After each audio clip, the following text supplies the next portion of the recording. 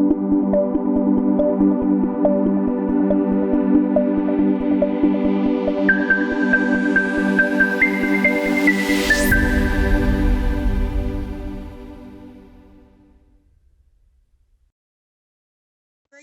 everyone. Um, it is a pleasure to welcome you to the City of Houston Housing and Community Development Spring Road 360 Road to Home Ownership Session 3 Road Rules What to Expect. I am Latasha Smith. I am the Community Involvement Coordinator for the Communication and Outreach Division. Tonight we have two awesome presenters for you to learn about what rules is there after you own your home.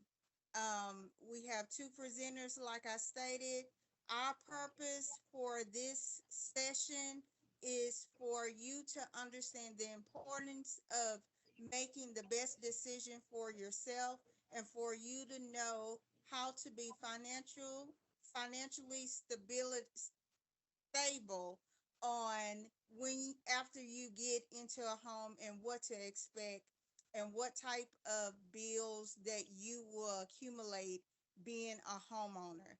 So do not want to continue on, but I want you to understand that we have some awesome presenters for tonight. Please forgive me. My camera is not on. I have been having some technical difficulties, so please forgive me for that. But definitely, we want to go ahead and mention a few housekeeping notes. First, please allow that your audio is muted throughout the presentation. I am asking that all audio be muted unless you are asked to release your mute button. Secondly, I would like to ask of you that if you have any questions, please utilize the chat box function during the time of question and answers. You can put your questions while the presentations are presented, and then at the end we will have a section where those questions will be answered.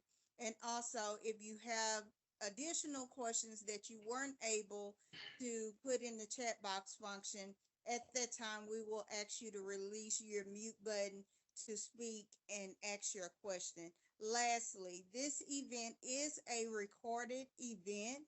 You will have access to the recording after the event itself. It may be next week or at the most 2 weeks from now.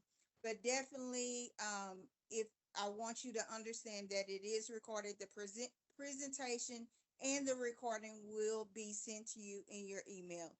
So to go ahead and get started, I would like to give this over to Ms. Dejanay Jones for the agenda for tonight. Thank you, Latasha. We'll have an introduction of our director and outreach staff, a mini fair housing hotline commercial, introduction of today's guest presenters, upcoming events, and final remarks. Thank you, Deja. I would like to introduce our new interim director. His name is Mr. Mike Nichols. I would also like to introduce the outreach and communications team. My name is Onika Porter. I'm the division manager. Latasha Smith is who you just heard from. She is our community involvement coordinator. And Dejanay Jones, also you just heard from her. She is our community liaison. Want to learn more about fair housing rights? Call the Fair Housing Hotline at 832-394-6240. All right, now we are up to our guest presenters for tonight. We have two awesome, exceptional speakers with so much knowledge in their particular field. We are honored to have Ms. Mabel Menifee. She is community relations at HCAD, which stands for Harris County Appraisal District. She's in the Communication Services Office of Chief Appraisal.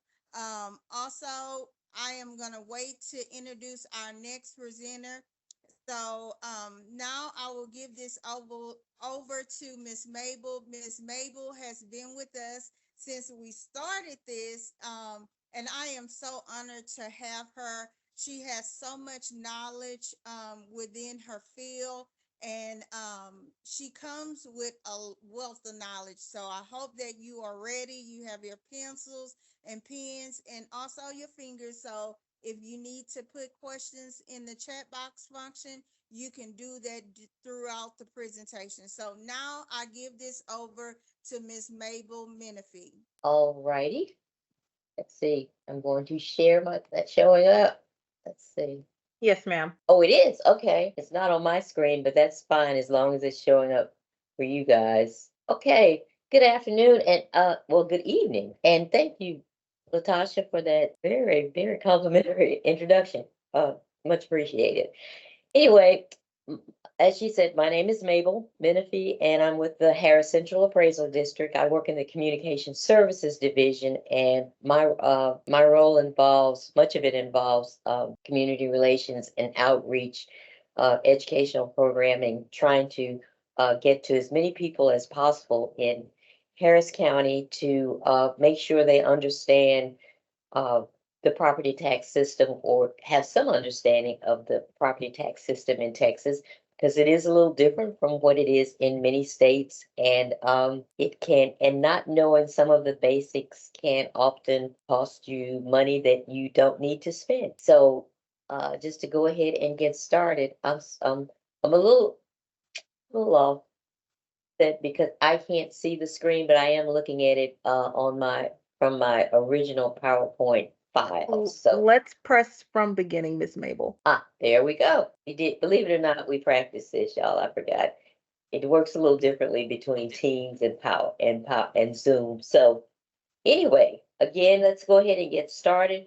My little stretch of the road to home ownership tonight is going to involve, as I said, talking about property taxes, including uh, making you a little bit familiar with the system, as well as protesting and the all important exemptions that you as a homeowner will want to make sure you get as soon as possible. So the just a little background on property taxes and what they are, and they support, we pay taxes in order to support a lot of critical local services and local services that we enjoy every day. The park down the street, the traffic signs at the intersection near your home, and including the schools, which is probably one of the biggest taxes that you pay, as well as police protection, fire, parks, roads, as I mentioned, and other forms of maintenance. They essentially pay for our functioning government. A lot of people tend to get property taxes confused or tend to overlook them because the primary tax that so many people are involved with involves the federal income tax, the one that's going to be due in the taxes that are going to be due in a couple of weeks. But the other forms of most common forms of taxes include state sales tax. That's how state government fairly runs, and we do get a portion of that. And then locally, it's property taxes that we're going to talk about tonight. Um, in Texas, property taxes play a bit of an oversized role than they do in other states because we don't have a state income tax here. So that's local governments are primarily funded through property taxes. In some cases, you'll hear property taxes referred to as ad valorem taxes, which is an old legal Latin term for as of value. So property taxes for HCAD and other appraisal districts, the laws that we follow originate within the Texas state legislature. Some are part of the Constitution and become also part of the Texas Property Tax Code. As you can see, these are fairly thick books. The tax code and the property tax laws, these are from 2021. And I'll be willing to bet after the last legislative session, you can probably add another 10 or 12 pages to that book. So in terms of appraisal districts, there's a central appraisal district in each and every county. We are uh, the appraisal district for Harris County. So basically, we appraise all the residential, commercial industrial, and other forms of business personal property within the boundaries of Harris County. And according to state law, we are required to do so each year at 100% of its market value. That market value is based on the condition of the property as of January the 1st of each year. We're the largest appraisal district in the country, actually, that appraises property on an annual basis. You have some states that may only appraise every 2 years or every 3 years. Excuse me. In Texas, the law states that we shall appraise annually. We also at the appraisal district maintain exemptions and the records and those records. And our primary goal, the primary goal that we have and task that we have for the rest of the county is to certify those appraisal rolls. Once we appraise the property, individual property owners have an opportunity to dispute the value that we set annually on their property. And once most of that is worked out, we are then able to, we provide the taxing jurisdictions, that's the school, that's the city, the county, with what's called a certified appraisal roll, telling them what the value is of property throughout the county. They then use that information to set their budgets and then determine what the tax rate is going to be in order to pay for all of the services they provide. So a little bit more information about HCAD's role in terms of the value changes. People want to know why are my taxes going up? Is HCAD raising my taxes? Well, HCAD does not raise their taxes. We assign the value. And as values increase, more than likely you're going to pay more to the taxing jurisdictions, because if there's a percentage of your property that's taxed by the school board, the higher that is, the bigger the percentage. But home values, as I said, are reviewed annually. The way we value the property, residential property, is based on sales. So it's about the sales, what property is selling for, the similar properties to yours, nearby properties to yours, what they are selling for. And those can go up or down due to various market forces. Can be a recession, you may see them go down. In good times, or when people got a lot of pent-up money to spend, like we saw after COVID, we saw many housing prices go up because people were willing to spend more to purchase those property. And also, I want to talk a little bit about the appraised value, which is what you pay taxes on. You do not pay taxes on the market value, the value that we establish annually. You're going to pay your taxes on the appraised value. And we'll talk a little bit more about that, but that's the appraised value. Your taxes are calculated by minus the exemptions times whatever the tax rate is for that taxing jurisdiction equals your tax bill each year. So as I said before, the tax rates are going to be set by the jurisdictions. The school board is going to set their tax rate. The city council will set one. The commissioner's court for Harris County will do the same, and on for the different taxing jurisdictions. So I also want to go over some important dates as a homeowner you want to remember, because as I mentioned, each year we certify those values for the taxing jurisdictions, which means we're on a deadline once you get your annual value notice, and we have to provide you with the opportunity, if you disagree with that, to an opportunity to try and correct that value. But there are deadlines that in order for us to do this each year. So as I said before, January 1st is a date of appraisal. That means that whatever the condition of the property, your home, or whatever was on January the 1st, that is the market value that is going to be set for that year. Now, you could have a fire, a room is destroyed on January the 5th. However, the value is going to be based not on what happened on January the 5th, but on the way the property was on January the 1st. If, however, next January rolls around and you haven't been able to make any repairs to what happened to decrease your value, then that's when the value decrease would actually appear on your be part of your market value.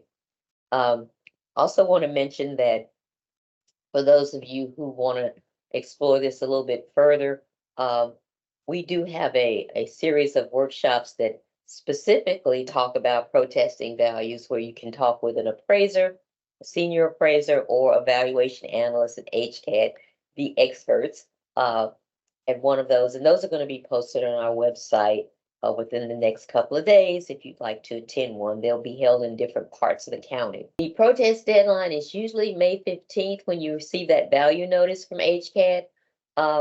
Or, and this is probably going to be important to remember this year, because value notices may be going out a little later than usual.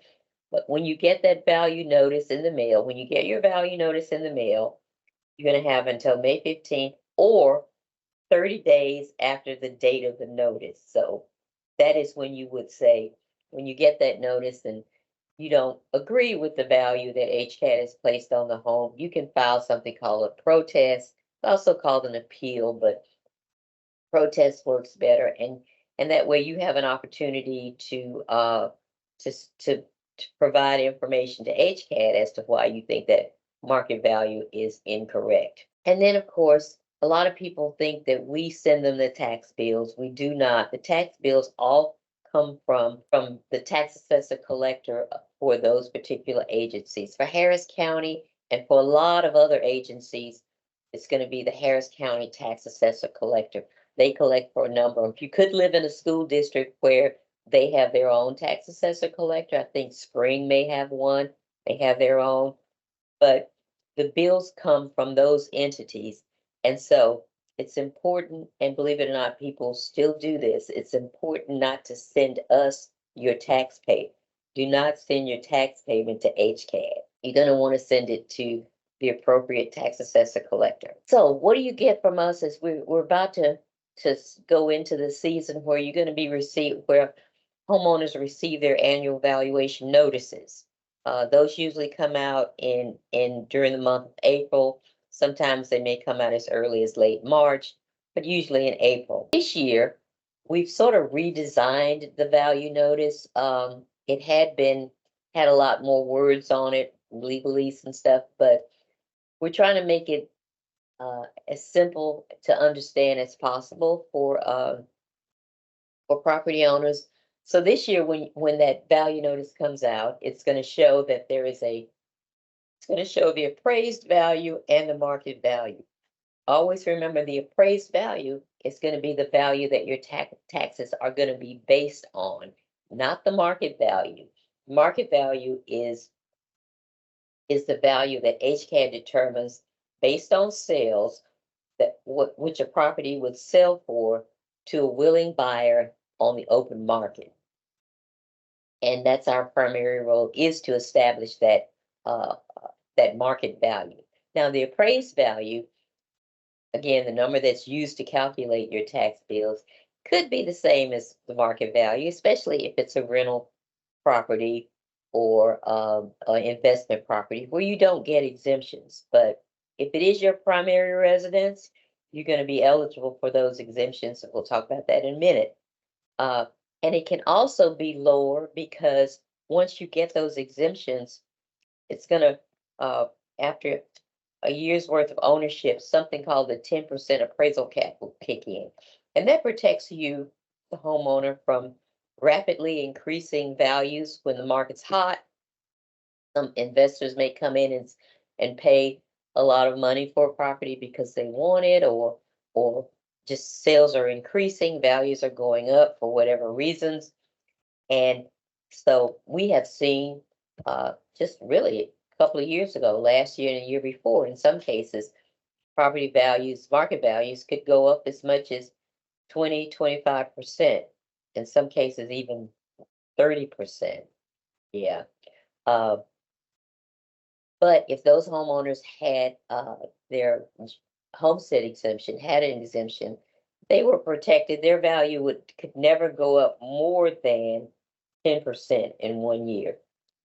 It could go up less than 10%, and it may, depending on what the market's doing in that area, but it will never go above 10%. So that's an important protection for homeowners from any skyrocketing property values that could happen. So that, again, this is the protest letter that you're going to receive in the mail each year. And it's going to have lots of important information on it. The one thing you want to remember too is something called your iFile number. That's the number you use whenever you want to contact HCAT about your property. It's your own unique number, so no one else need know it or can add anything or subtract anything from your account because you have your own unique iFile number. So that's a little bit about the annual, the process that HCAT goes through each year in terms of valuing your home and sending out that annual value notice that is then used, that you then have an opportunity to protest if you disagree with.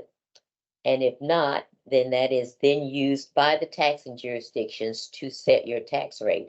One important thing to remember too is if you do not protest and you get that and say your value goes up and you may have looked at it and said, hey, this is wrong. I know there are some homes in my neighborhood that are just like mine that sold for way less. You want to let HCAT know about that. If you don't do that and you're okay with it, then that's what you're going to be. That's how your tax rate is going to be figured in the fall when they send the bills out. And you may say, oh, I escrow, I'm not worried about it. But remember, if your escrow, your mortgage company is going to pay whatever that bill is. It's up to you if you want to try to reduce it. So when they pay that amount and your escrow account is short, you're going to be looking at an increase in your mortgage note that next year. So keep that in mind and don't just get that out of the mail and throw it in the drawer. Take a look at it. So let's talk a little bit about exemptions now. These are oh so important and have become critically important over the last few years. As you know, in the rising property values we've seen across Harris County in Texas. So what are they? How do they save you money? They do save you money. How do you qualify for them? We're going to talk about that and get them, and what makes them no longer valid. All important questions we're going to just go over tonight. Exemptions basically exclude part of your property from taxation. A lot of people may look at them as a discount on your taxes. But what they do is they reduce that appraised value, the value that your taxes are calculated on. It's going to reduce that amount before the tax rates are applied. Some of them are state mandated. For instance, the schools are required to offer an exemption amount, which recently went from 40,000 to 100,000, and that's for school taxes. Other jurisdictions, the city of Houston may offer exemption discounts or exemptions for your property. City of Houston offers one, as well as Harris County. And these are all on your primary residence. You can only have one for one property. If you own multiple properties, you can only have an exemption on the one that you live in. That is your primary residence. As I said, and it's also important to remember that these exemptions are going to be based on the qualifications of the owner and not the property. So it's not the property that, if you move into a new home and there were exemptions previously on that home, those aren't yours. You will have to apply for your own. To keep that in mind.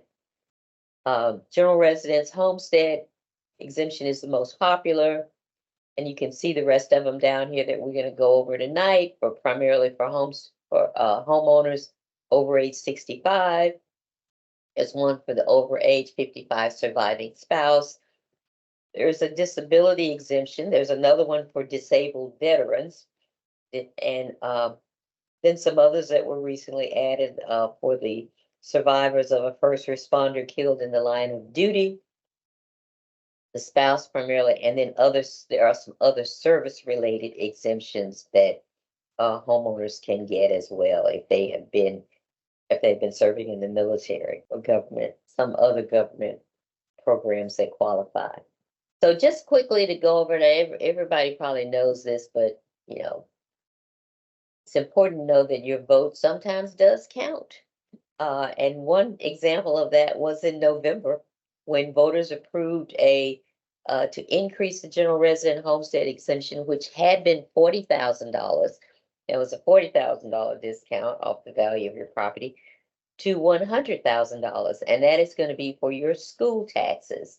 So if you pay whatever you pay to the ISD where you live, you now, if on your general resident, on your homestead, the first, if your home is worth $250,000, or let's just say 300,000 nowadays, and your home is worth $300,000, then you're only going to be taxed on that 200,000, not that 100,000 is going to be lopped off first, and it won't figure into it. Another, and then of course you get the 10% appraisal increase cap. Another thing that the amendment that passed last November also added a valuation cap on non-homesteaded properties that valued at 5 million or less.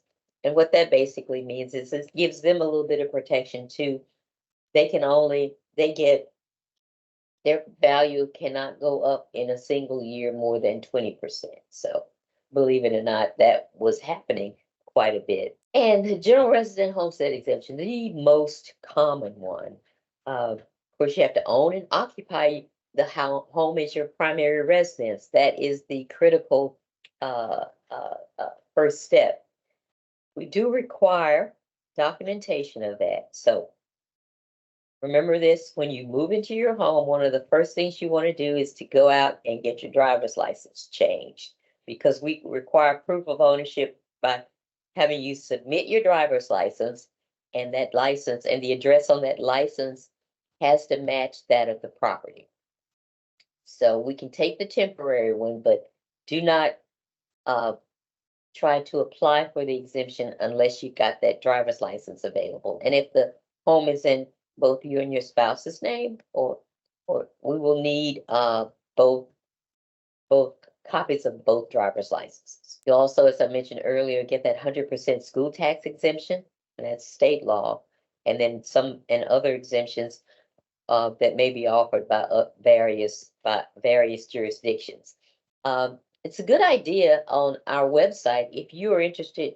One of the things you may be interested in terms of trying to figure out what your tax liability might be, you may want to go out on our website and look at, under jurisdictions, look at, you say you're looking in a certain area and you want to know what the taxes are. Maybe it's a good idea to check that out before you actually buy the home in that area.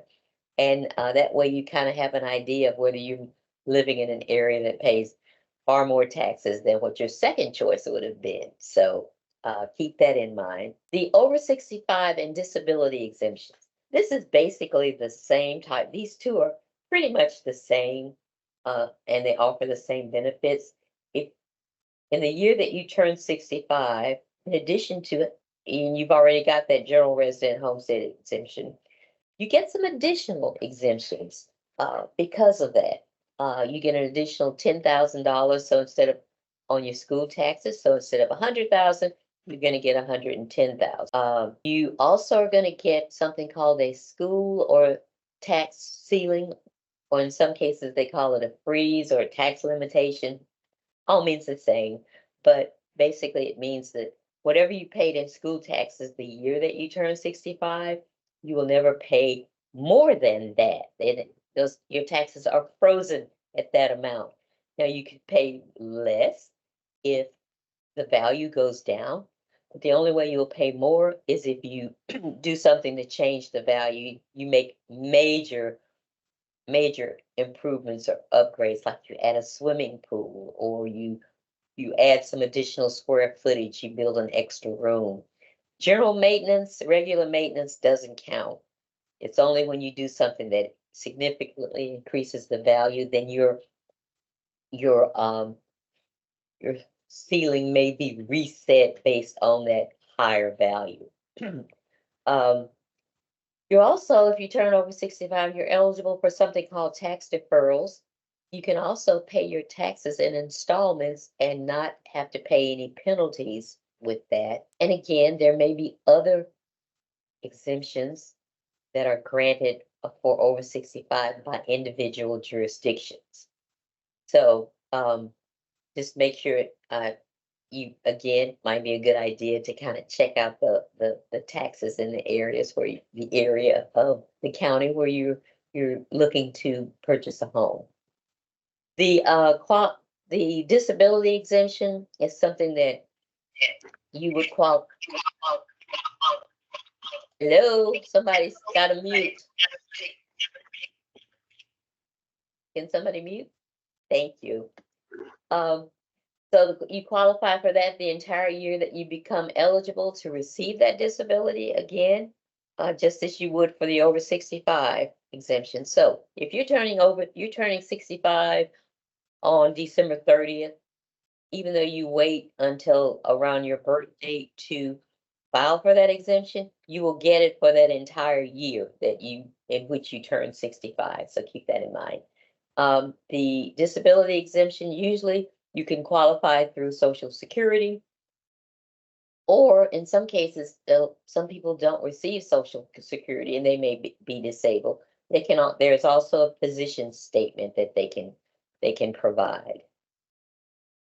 The over 55 surviving spouse exemptions is important to remember because in a lot of cases, the house may have been in one spouse's name, and that person turned 65 before the spouse did. And once that, theoretically, if that person passes away, we don't look at that second person living in the house as being eligible for the exemption because it was not in their name. However, if they're 55 or older as a surviving spouse, they will get to continue those same exemptions on the house. Sometimes you may have to let us know. And it's actually important to let us know because we don't know, we wouldn't know in terms of when we get information about property owners who passed and we apply that to our records, it may show that it's time that we need to remove that exemption because we don't know about the other person being over 55. So just make sure you let us know. There's a form you can fill out on our website. Again, you'll also get the school tax ceiling, which, by the way, the school tax ceiling is transferable to another residence once you get it. Should you decide to move, you can transfer that tax ceiling to whatever the new property is, keeping in mind that if it is a higher value, the ceiling may have to be adjusted by a certain amount to reflect that new value. You're also eligible for the tax deferrals. You can pay taxes in installments again without penalty. The immediate homestead exemption is something new that was established in 2022 by the legislature. It allows, again, as it was with increasing property values, we all know what was going on in the county and the land grabs, as some people would call them, or just the interest in purchasing property that was going on immediately after COVID, and sky bidding wars for homes and such took place. And so this immediate homestead exemption kind of provides a little bit of relief to new homeowners uh, who move into a home. It allows them to qualify. Say if you move into a home in April, it allows them to qualify for a prorated exemption of, in that case, it would be for 8 months worth of the exemption that you would get for a full year had you lived there on January the 1st. If the home was previously owned, however, it comes with certain conditions. If the home was previously owned and already receiving exemptions, that owner's exemptions will remain for that applicable tax year, unless they decide to remove them. And that's fine because you're still benefiting from someone else's exemptions. If the previous owner, So this was kind of meant for new homes and homes that may have been rental or investment property before they were bought.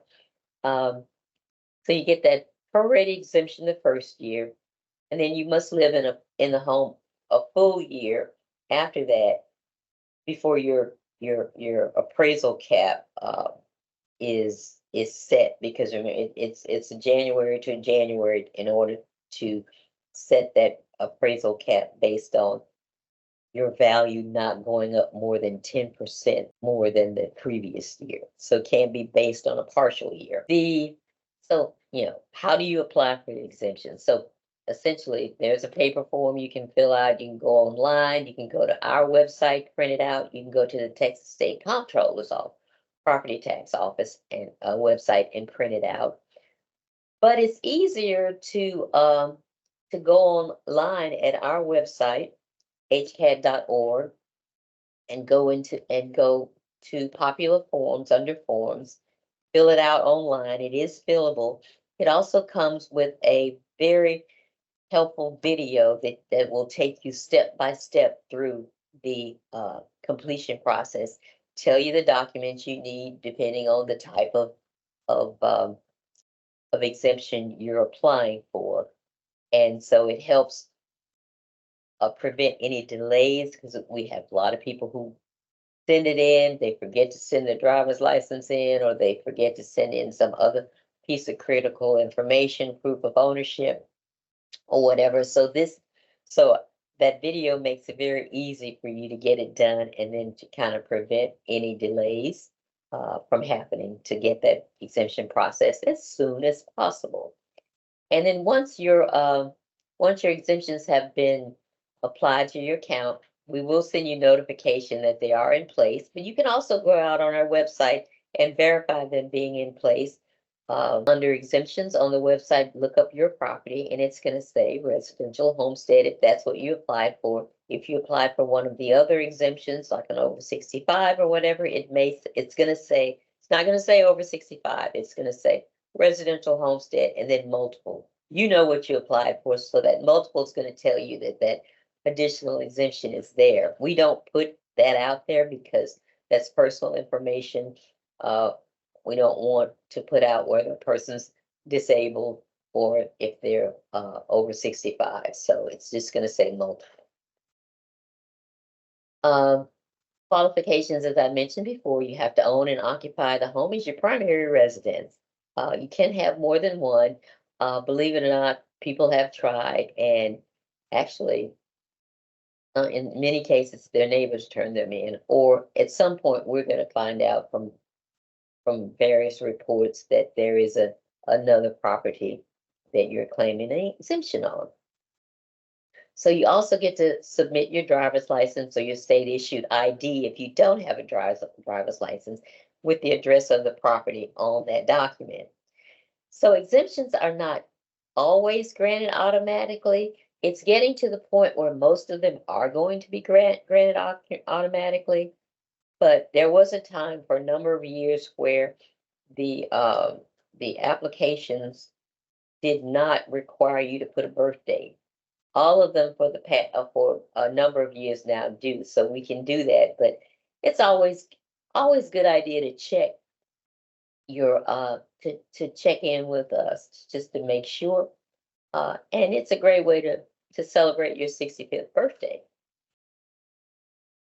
And this is what our website looks like. It's our landing page. I've mentioned to you, if you want to do a property search, up there in the left-hand column at the top, you can click on that and just go in and type in your address, and it's going to tell you what the exemptions are, what the values are. Right now, there's nothing out there because we're about to go over to the 2024 values, and those should be out in the next couple of weeks.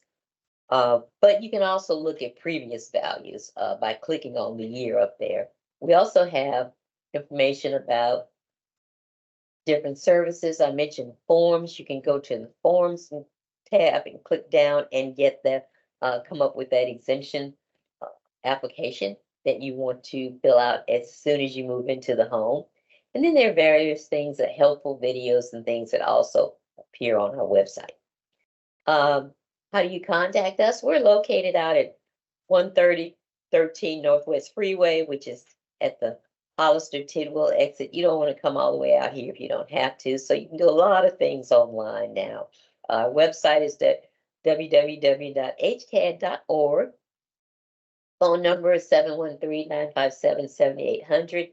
It's busy a lot, but you can also leave a callback number and they will call you back. I will say that it may not show up as HCAD, so you kind of got to be watching for it when the call is returned, because all of the multiple carriers, all of them don't show HCAD, so some do.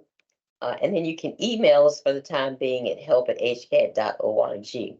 Also, once you move into your home, you can also set up something called an owner's account through our electronic filing and notice system. And that's just your way, that's your own particular portal for communicating with HCAD and for us sending you information as well. So that's going to be, as we move more toward technology, introduce more and more technology, that's going to be probably a very easy and convenient way for you to contact HCAD without waiting for a phone call, without waiting for an email to email response. So that's kind of a general overall introduction to the appraisal system and property taxes. And I am going to stop my slideshow now, and I'll be available if you have any questions. I will answer them to the best of my ability. If you have specific questions that I can't answer, I'm happy to write those down, and I will get an answer from you from one of the divisions and a subject matter expert there. So I thank you again for taking the time to learn more about property taxes, and good luck with your journey on the road to homeownership. Thank you so much, Ms. Menifee, for that awesome presentation. We're going to continue on and we're going to bring up our next presenter, and that is Mr. Johnny Lee. He is from Xphere Insurance Group. He is on top of it. He already have his presentation up. So thank you for that, Mr. Lee. But I wanted to also let you know these individuals that are speaking to you, they carry a lot of wealth of knowledge, but also they they are leaders within their community. Mr. Lee, I went on YouTube, put his name because I wanted to make sure that I was pronouncing his company correctly, and he has so many interesting videos and from all types of questions about insurance. So definitely, I want you to open your ears and receive him. But also, after our event today, if you want more information, want to know more about insurance, you definitely can refer back to the YouTube videos. So now I'm going to give this over to Mr. Johnny Lee. All right. I believe he is I, Mr. I Lee. do apologize. Okay, can you guys hear me now? Yes. All right. Well, what I was saying is thank you so much, Miss Latasha. Thank you so much for the city of Houston as well, the team there. Definitely appreciate you all allowing me to be a part. This is the third year for me, and I'm super excited to be a part of this. Also, want to congratulate all the attendees for being a part and looking forward to purchasing a new home in the near future.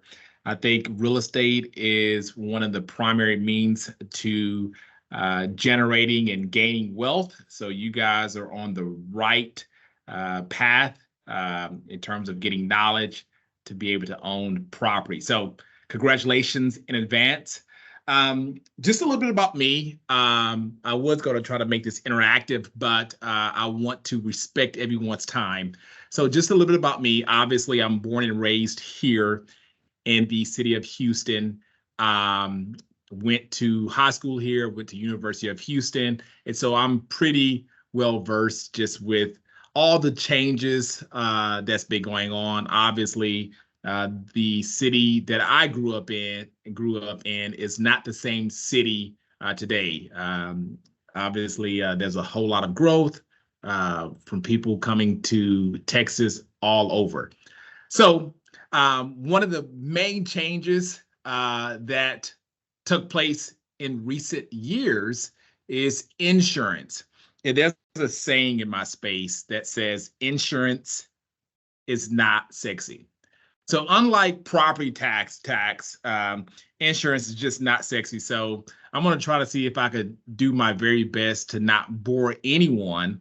But hopefully, as you guys, I am looking at the feeds as well in the chat. So if you guys have a specific question, please let me know. I think there has been a huge level of frustration when it comes to insurance, whether it's home, whether it's auto, whether it's commercial.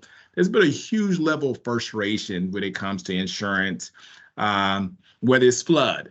And so I'm going to try my very best to touch on a few things. So let's kind of get started.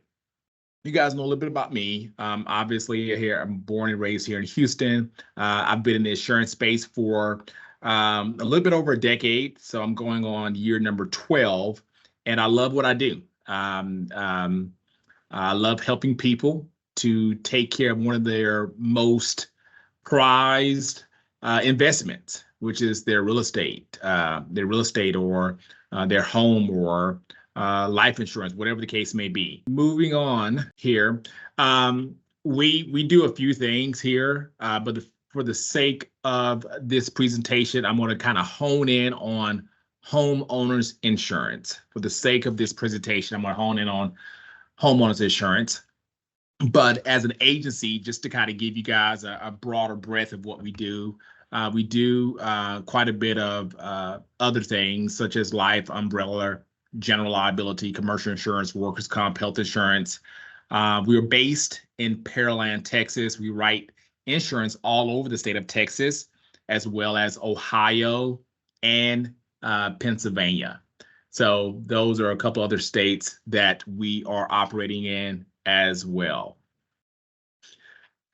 The goal for today is to obviously educate you guys as much as possible when it comes to your insurance, homeowners insurance. Again, for the most part, insurance is never one of those topics where people are excited to talk about. They are deeply in tune, involved in the conversation just because of various ideas or perceptions about it. But hopefully my goal is to give you all a sense of a deeper sense of awareness.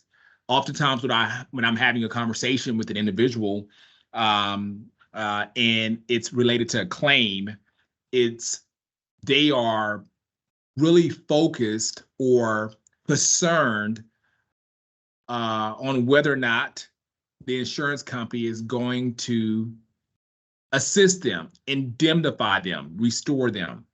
And so I always try to tell folks, you want to make sure that everything is right on the front end.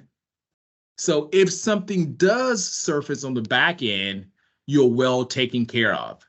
And I do oftentimes hear that, well, I've owned a home for X amount of years and it has never happened to me. I have never filed a claim.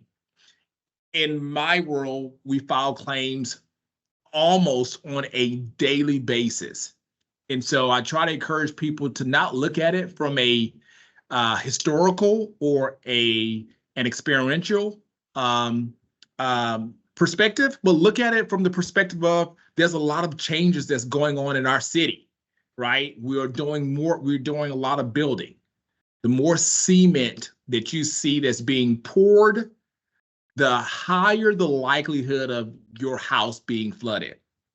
And I hate, hopefully I'm not sounding discouraging, but um, things happen as our city changes, as it evolves. So that's why it's so important to have flood insurance. But again, we will be talking about homeowners insurance. We will be talking about flood insurance. We'll be talking about the how climate change or how just our weather patterns have changed drastically today from how they used to be, 10, 20, 30 years ago.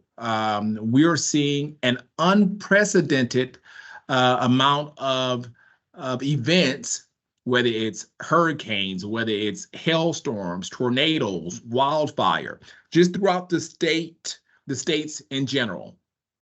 And although, let's say we may have not had any type of wildfire in the greater Houston area, but what happens in California indirectly or directly impacts us and how we pay our premiums.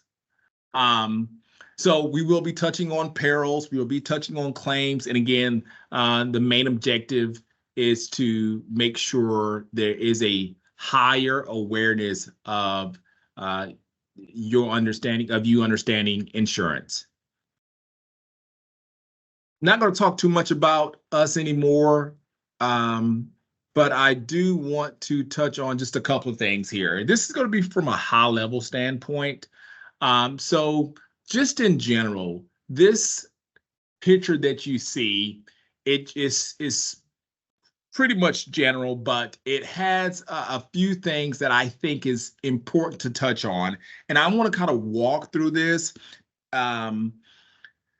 As you engage an insurance agent, as you get ready to buy your house, I'm going to kind of point out a couple of questions that you want to make sure you ask your agent. And if you don't have an agent, we will love to assist. But you want to make sure there's a couple of things you ask your agent that's listed on your policy.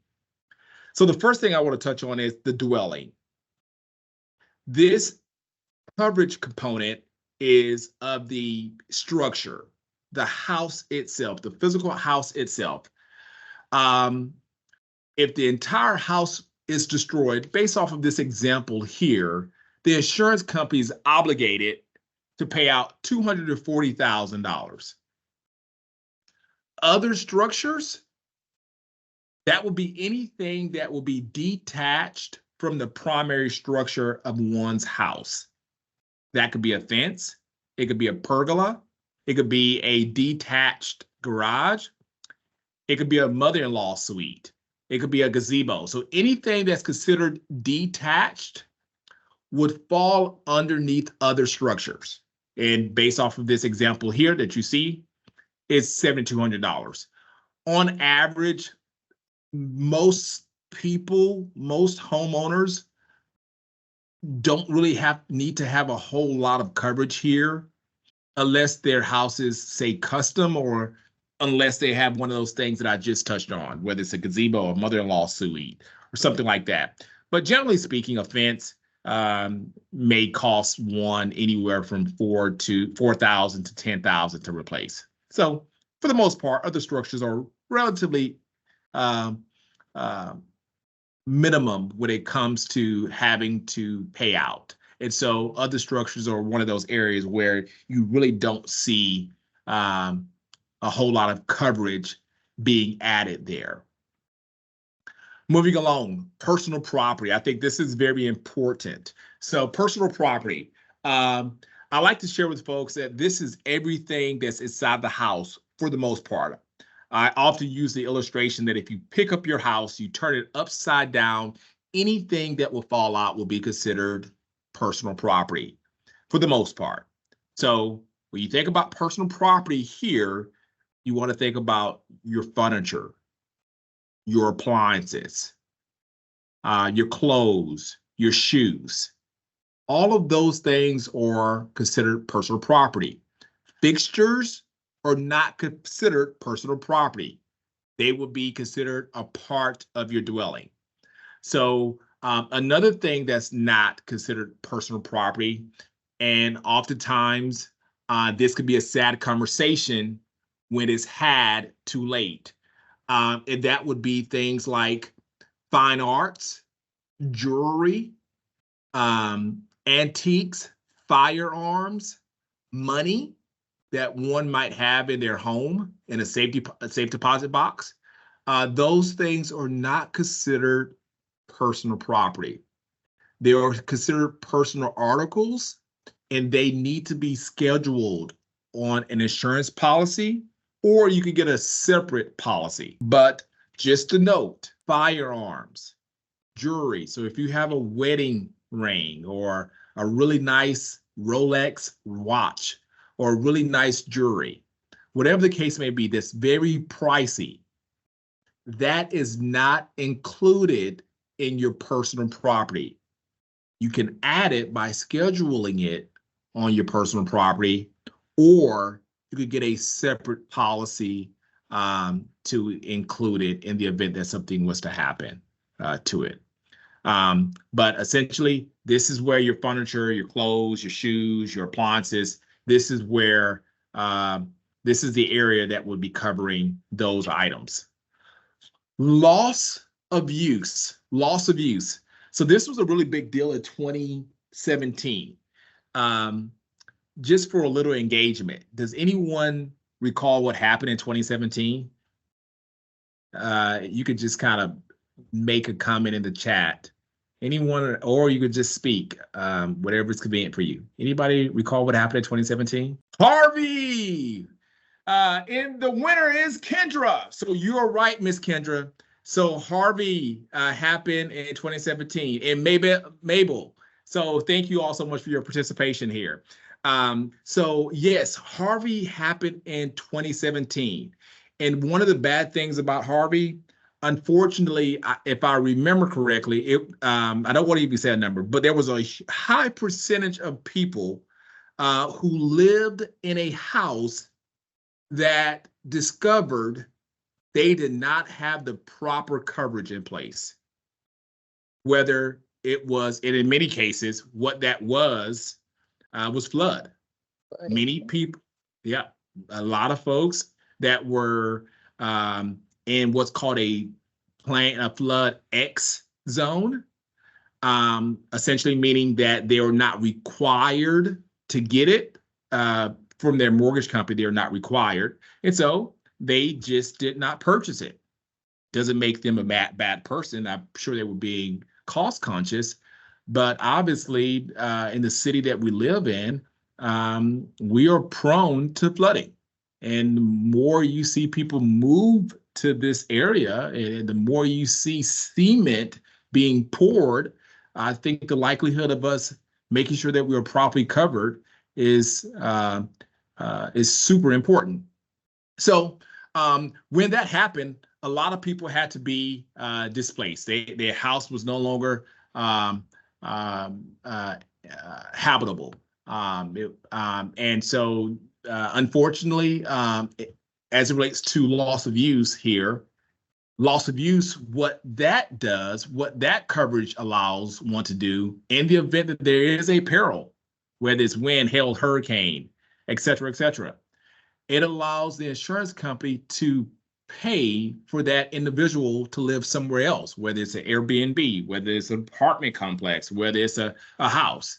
It covers their living expenses, their food expenses, et cetera. And so that's why it's important to know what you think would be beneficial for you and your family in the event that something happens. You want to make sure you have the right coverage amount. I do know that there are some folks that have a lot of friends and family members in the area. Loss of use can be applied to that as well. It will still, as long as the individual is paying to live somewhere else, they can leverage that coverage and pay their family member or that neighbor or friend that they are staying with. And so you really want to make sure you have coverage there, especially if you are a transplant, one that may not be from Texas or this area, and you really don't have a whole lot of connections or family here. I definitely recommend those individuals to have a decent amount of coverage in the event something happens. Personal liability. This is really big during the holiday months. And the reason why it's so big during the holiday months, a little bit more participation. What do you think happened during the holiday months? What do people start doing during the holiday months? Any more participants? No? Okay. All right. I try. So during the holiday months, stealing. I love it. Freeze. Okay. Well, one of the things that happen during the holiday months is a lot of folks are cooking. That's important as well. But you are inviting your family and your friends and your neighbors all to your house.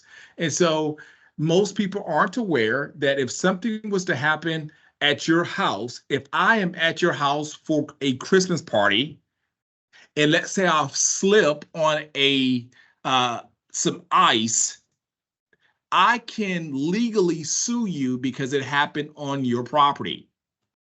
What personal liability does, and this happens every year. Most people aren't aware. This happens every year. What personal liability does is protects you in the event that something like that happens. Medical payments, it's similar, but it covers out medical cost up to $5,000, and that's pretty much the max.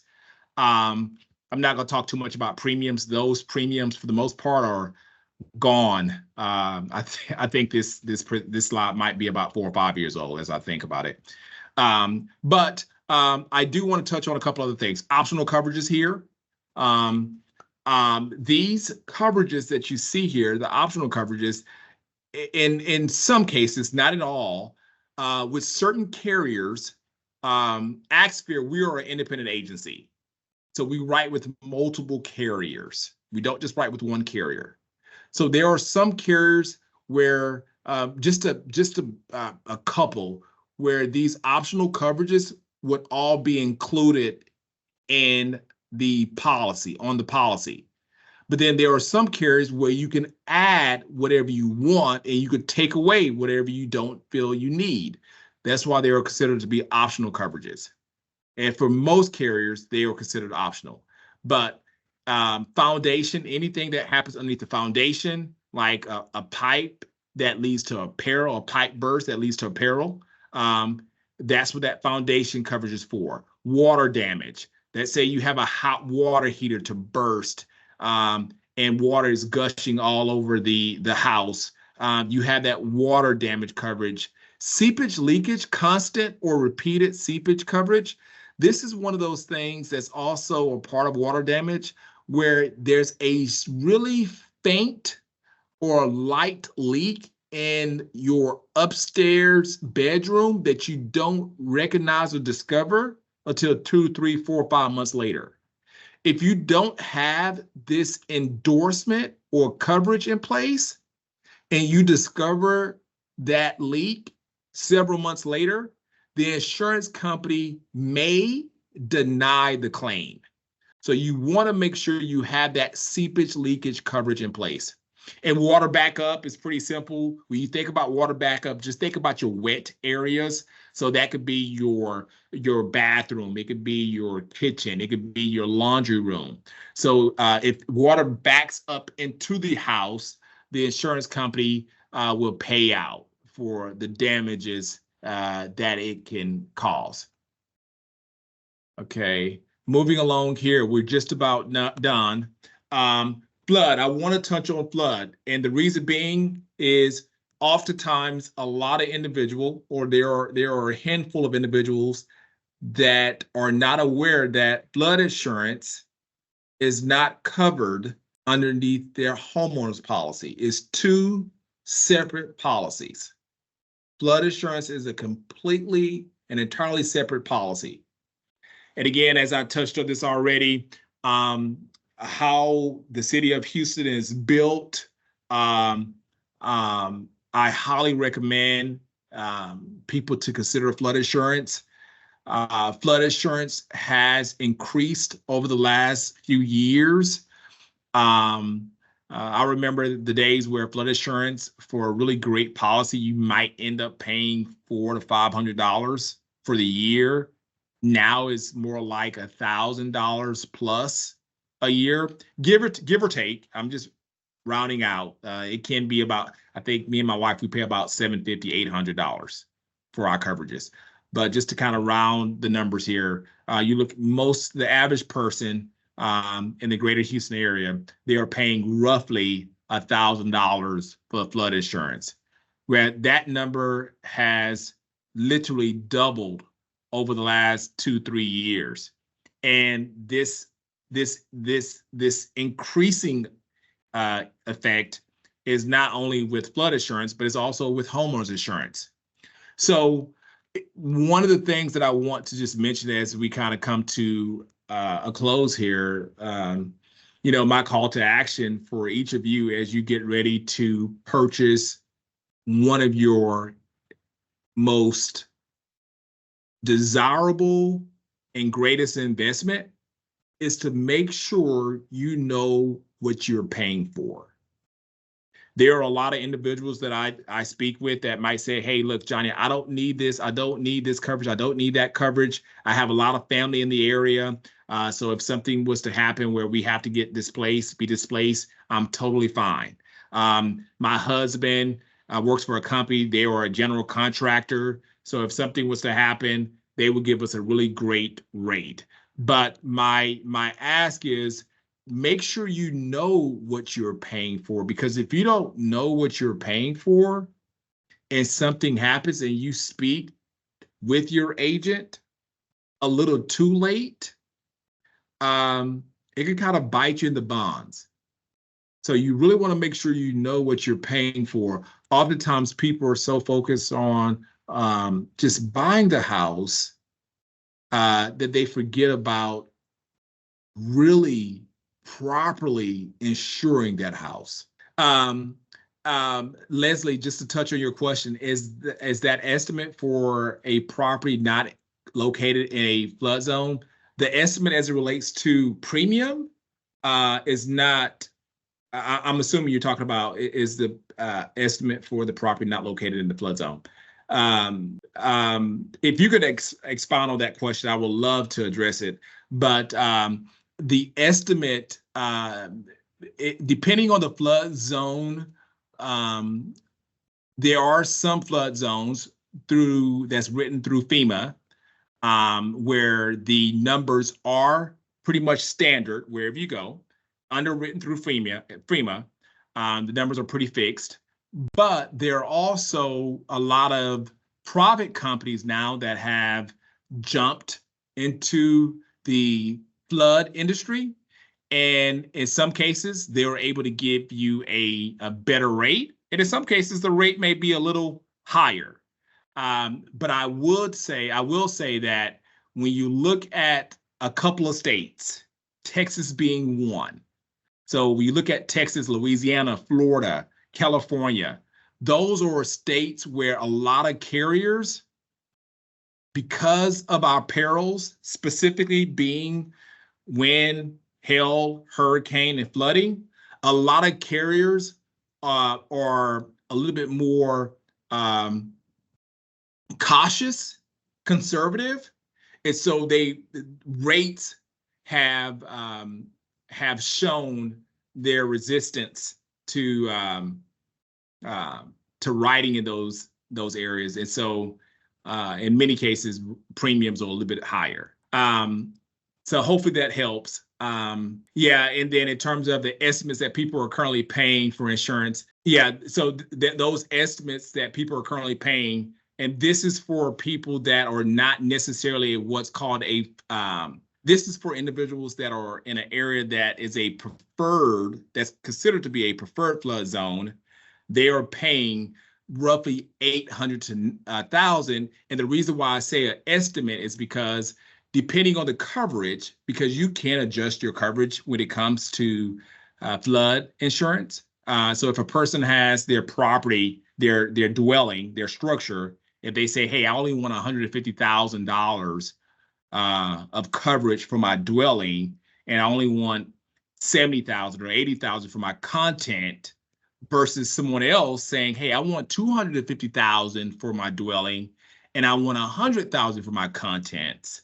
So based off of those coverages, that will determine what that estimate or premium will look like. Hopefully I addressed your question. Thank you so much for asking, Leslie.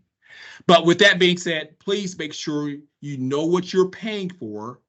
Please make sure you have a relationship with the agent or agency that you're engaged with, because if you ever, Lord forbid, anyone ever have to file a claim, but if you ever have to file a claim, you just want to make sure you have that peace of mind. So once again, congratulations to each of you in advance.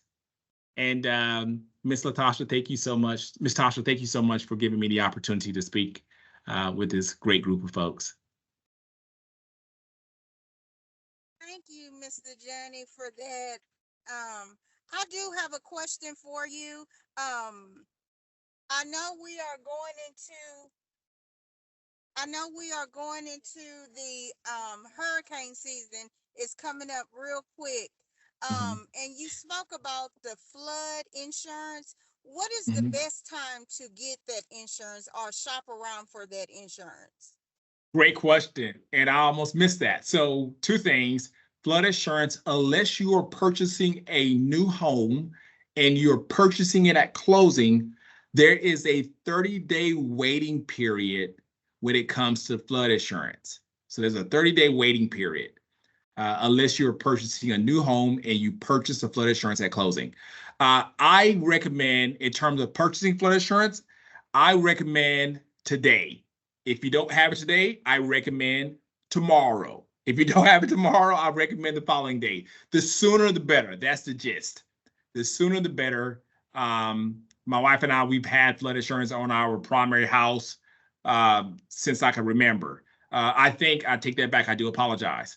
We purchased it. We did not always have it, but when Harvey hit, that was my epiphany. That was my moment to say, hey, I need to get it. And I was already in the insurance industry for a few years. But when Harvey hit and I saw the major impact, that's when I decided to say, hey, look, this is not something that I want to go without in the event that something happens to my house. Any other questions? Are there any special discounts for like seniors for insurance dealing with flood insurance? Based off of my knowledge, I am not aware of any discounts. There might be programs in place with certain entities where the entity might offer a discount, whereas the insurance company is still getting the full premium, but that entity might give a discount where the insured may not be paying the full amount, but the full amount is still being paid to the insurer. But I'm not aware of any discounts available. I do I see do that. recommend. I'm sorry. Oh, go ahead. I was going to say, when you look at, and this used to be a big deal a few years ago, where they would call it the multi-policy discount or companion policy discount. That used to be a big thing where there would be a sizable discount. Now, we are not seeing the same discounts that were once granted 5, 6, 7 years ago at play today. There is still a discount, but it's extremely nominal, very small in comparison. Thank you for that. Deja, did you have something? I was gonna say that I seen that Leslie raised their hand for a question. Leslie, if you wanted to go ahead and unmute yourself, you're free to do so at this time. Yes, thank you. I'm sorry. Actually, I'm not so sure if you've answered this because I stepped out just 1 second. But my question was, is it true that if your property is not located in a flood zone and you get flood insurance, it's obviously, well, I've been told that it's cheaper than purchasing when you are in a flood insurance. Say if for any reason you get it and you're paying flood insurance, and then your property does happen to be in a insurance after, a what did we call it? The that season that's coming, what would you say it was? Hurricane season? Hurricane season, I'm sorry. Mhm. Yes. Should your I've been told that if you purchased before when it was not in a flood insurance and then your home happens to flood, your insurance should not go up. It should stay at what you had purchased at, the cheaper price that you had purchased at when it was not in a flood zone.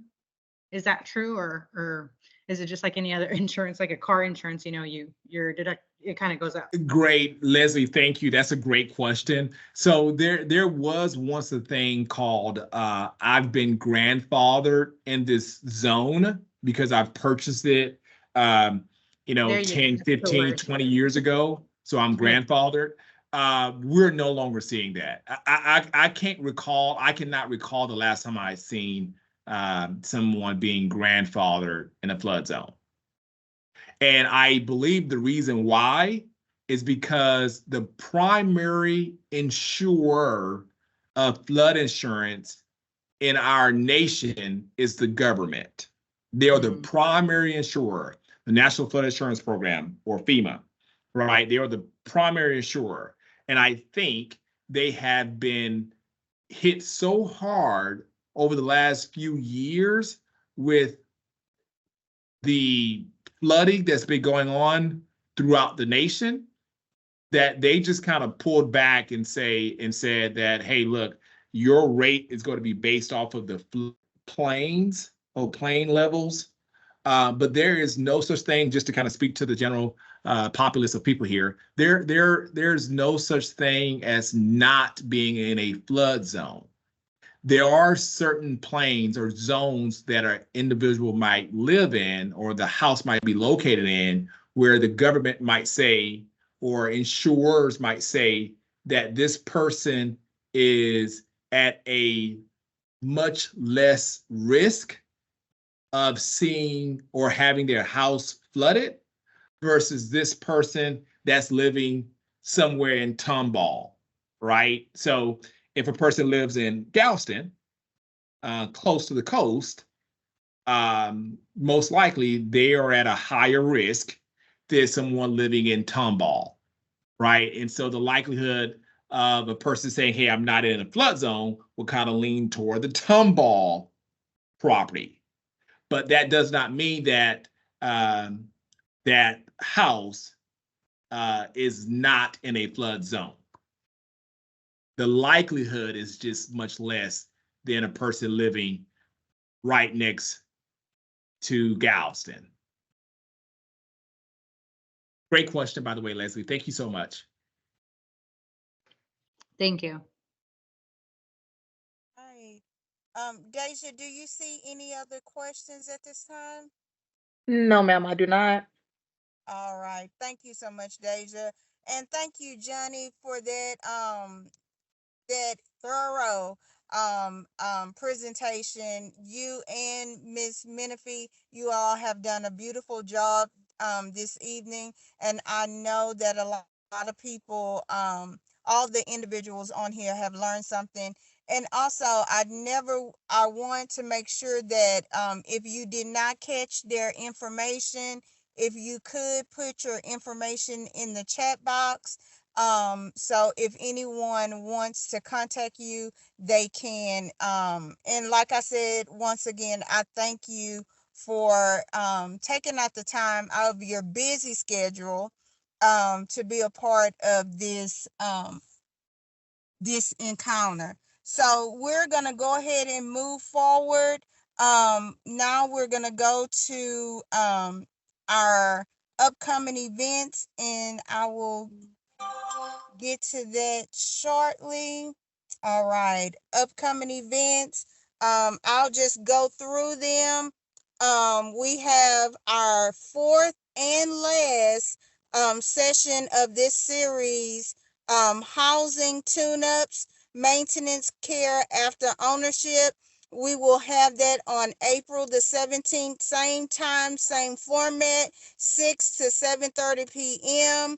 You can register for that. We will be sending that out next week. So definitely look for that in your email. Also, if you want the opportunity to learn more about what does HCD Housing and Community Development does, or if you have questions about our action plan for 2024, if we're planning new things in your neighborhood, or even if you have opinions about different things or different programs that we offer at this time, you can come to our in-person meeting on Thursday, March the 28th. That is this week at 6 p.m. at Magnolia Multi-Service Center. The address is on here, 7037 Capitol Street, Houston, Texas, 77011. That will be put in the chat as well. If you cannot make it this week, we do offer a virtual meeting on Wednesday, April the 3rd at 3 p.m. There's information about if you need Spanish speaking or if you want to attend the English meeting, you can do so. If you want to call in and just listen to the audio, you're more than welcome to do that as well. I have to say this, I thank everyone that took out the time to attend today. We have had a lot of challenges for this particular session. However, we made it through it, and I am so happy, so pleased that we endured. Everyone that went through something to get here, I appreciate your time so much. I hope that you got something that you can bring back to your family, your friends, your church, anyone. Tell someone else if they are interested in being a homeowner. Just know it is not impossible, but we want to present all the information to you so you can make so the most important decision with good information. So once again, I thank you. Now I'm going to give this over to my manager, Miss Onika Porter, to give any final remarks and close us out. Thank you again. Thank you, Latasha. Thank you to the guest speakers. We really, really appreciate you guys again for stepping in and giving a wealth of information. Thank everyone for joining us tonight. If you have any questions that you may not have gotten across, or you probably didn't even think of while on in the meeting right now, please don't hesitate to reach out to us, and we will get all of your questions answered as soon as possible. Again, thank you again to the guests, because that was a wealth of information. I always learn something every time I attend. I'm a homeowner, especially when it comes to property taxes and the fact that they are increasing, and what area that you're living in, that you definitely have to check the area that you're living in, and the tax percentage, because it will increase, and it will increase your mortgage. So that is extremely helpful and valuable information. So if you have any questions, please don't hesitate to reach out to us. And I also want to thank my team for always making these events a success. Again, thank you for joining us tonight, and have a good night.